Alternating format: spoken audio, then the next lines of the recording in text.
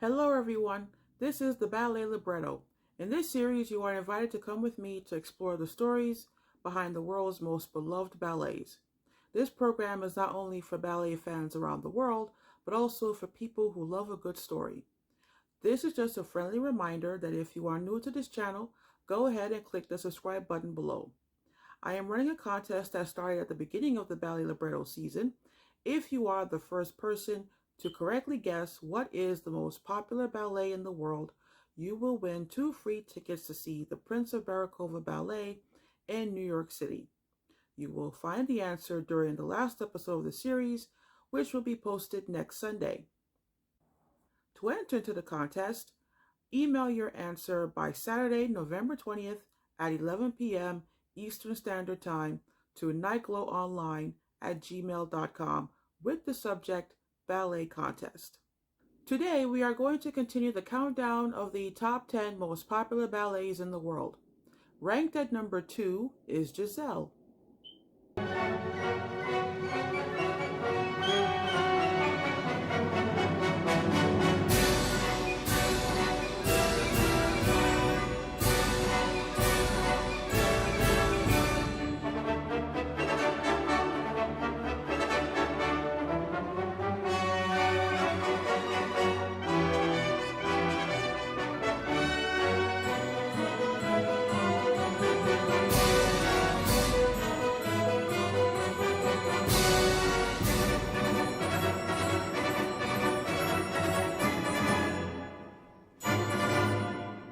Giselle was a story specifically written for a ballet.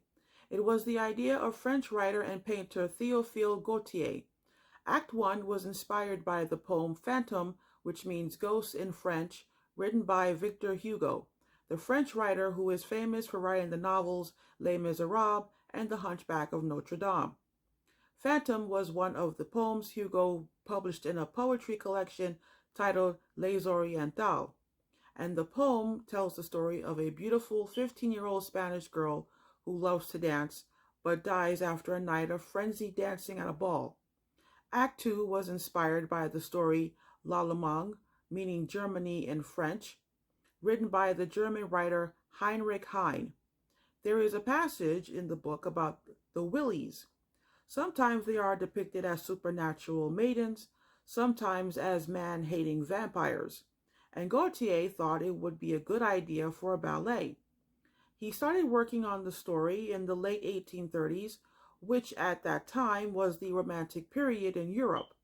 And for more information on the Romantic period, you can watch previous episodes of the Ballet Libretto. One of the features of Romantic ballet is le ballet blanc, or the white ballet, that is characterized by ghostly characters wearing white.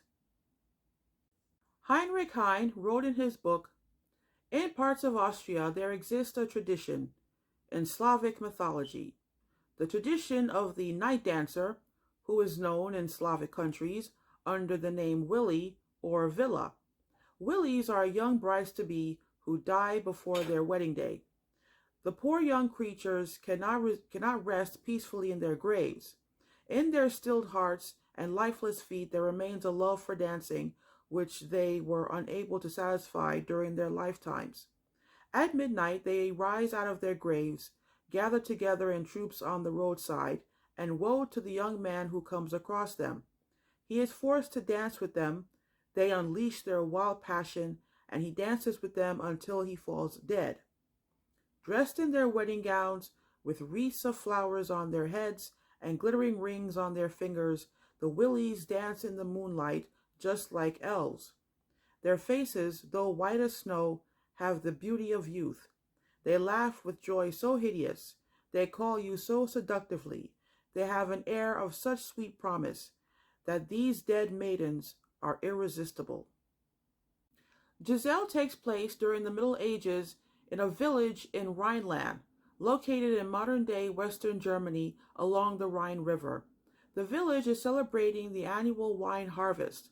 Giselle is a young peasant girl with a weak heart who is in love with a handsome stranger named Lois, who is actually Albrecht in disguise.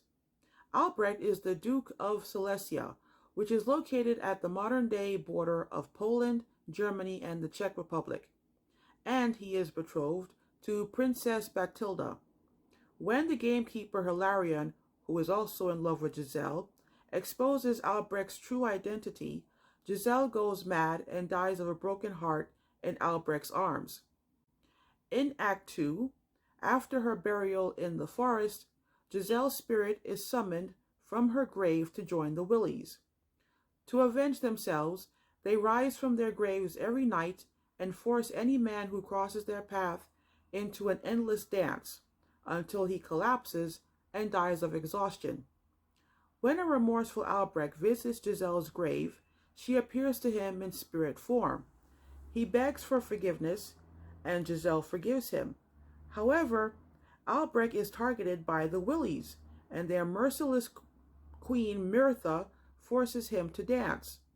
Unwilling to let him die, Giselle protects Albrecht, defending him until the break of dawn. The Willies are forced to disappear, and Giselle, whose love has transcended death, is forever freed from their power, and returns to her grave to rest in peace. Gautier thought the story needed work, so he turned to another librettist, Jules-Henri de Saint-Georges, for help. Saint-Georges was considered to be one of the most prolific librettists during the 19th century. He wrote 5 novels and co-wrote 34 plays, 12 ballet librettos, and 57 opera librettos. Gautier had the ideas, but it was Saint-Georges who wrote the libretto. In fact, he wrote the libretto in 3 days. Then he gave the story to Léon Piet, whom at the time was the artistic director of the Paris Opera. Piet thought it would be a great story to use to introduce ballerina Carlotta Grisi to the French audience. Grisi loved the story, so rehearsals for the ballet started immediately. Grisi, born Caron Adele Josephine Marie Grisi, was born in modern-day Croatia and trained at the ballet school of Teatro alla Scala in Milan, Italy. She made her debut in Naples, where she met and fell in love with dancer Jules Perrault. Grisi became Perrault's muse, and they traveled together on tour. When Piet approved of the ballet, he allowed Jules Perrault to choreograph for the principal dancers without receiving credit, and he hired choreographer Jean Corali to choreograph for the Corps de Ballet. Prior to meeting Grisi, Perrault used to be a principal dancer at the Paris Opera. However, he left due to a discrepancy in his contract, so when he came back to work on Giselle, Perrault and Piet were not on good terms. So there was a love triangle brewing. Jules Perrault and Carlotta Grisi were in love. Gautier was in love with Grisi and urged her to leave Perrault. Grisi felt guilty for turning him down because she felt Gautier's story was the reason her ballet career skyrocketed. Perrault and Grisi never married. After 1 child and 15 years together, they broke up. Eventually, Gautier married Grisi's sister Ernestina, who was a singer. The ballet was composed by Adolphe Adam. Adam was born and raised in Paris. He took piano lessons as a child. However, he wasn't very good at sight reading and he didn't like school. But against his father's wishes, when he was 17, he entered into the Paris Conservatory to train for a career in music. After Piet commissioned Adam to compose Giselle, he worked quickly, and it's unclear as to how fast he finished composing the entire ballet. Legend has it, it took him 2 months. Other sources say Adam composed the entire ballet in 1 to 3 weeks, which is incredible. During rehearsals, Grisi got sick, and as a result, changes to the production was made and the ballet was postponed several times. The ballet finally premiered on June 28, 1841 at the Salle Le Pelletier. Grisi played Giselle, Lucien Petipa played Duke Albrecht, and if you are wondering, Lucien Petipa was a principal dancer at the Paris Opera who was Marius Petipa's older brother. Jean Corali played Hilarion, and prima ballerina Adele Dumelatre played Myrtha, the Queen of the Willies. Giselle was instantly a commercial success. The profits at the box office were twice as much as the profits of other ballets in the company's repertoire during 1841, and Grizzy's income increased, making her one of the most wealthiest ballets of her time. The popularity of the ballet spread swiftly throughout Europe. It was next performed in London at Her Majesty's Theatre in March 1842. Then it was performed in Russia for the first time at the Bolshoi Theatre in St. Petersburg in December of that year. It was staged for the first time in Italy at the Teatro alla Scala in Milan in January 1843. Then it was performed for the first time in the United States in Boston at Howard Athenaeum on January 1st, 1846. And it was performed in April 1846 at the Park Theater in New York City. The Park Theater was one of the first theaters in the United States. It was built in 1798 and it was located at 23 Park Row, overlooking the park that would later turn into City Hall. So those were the earliest performances of Giselle, and since then the ballet has been performed around the world at numerous companies. The ballet never really went out of public favor. So for the past 180 years, Giselle has been performed, which is simply extraordinary in the history of dance. And that's what makes Giselle a timeless ballet and a great artistic achievement.